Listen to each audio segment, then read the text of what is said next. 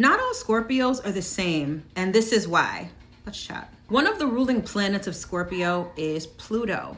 Pluto is the planet of evolution and transformation.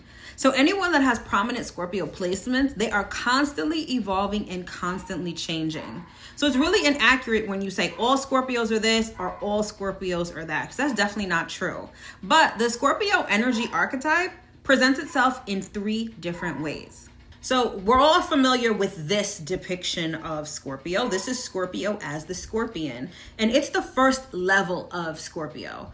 Basically, at this level, hurt people hurt people. So when you hear someone talking about Scorpios being manipulative, obsessive, possessive, all of those things, they're talking about probably a Scorpio who's in the first level of Scorpio evolution, which is the scorpion. The scorpion stings, the scorpion is defensive, all the things. This is the part of Scorpio that most people are familiar with. The next level of Scorpio energy is the eagle.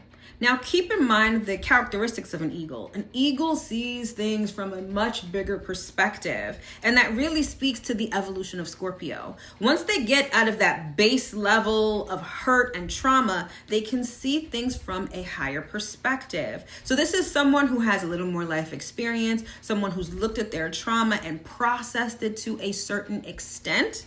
They become aware of themselves. That is the second level of Scorpio evolution, which is the eagle. Now, this is the final boss level of Scorpio energy. This is the phoenix. So the phoenix not only knows its trauma, understands its trauma, and is self-aware, it alchemizes that trauma. It uses the ashes to rise again and be reborn anew.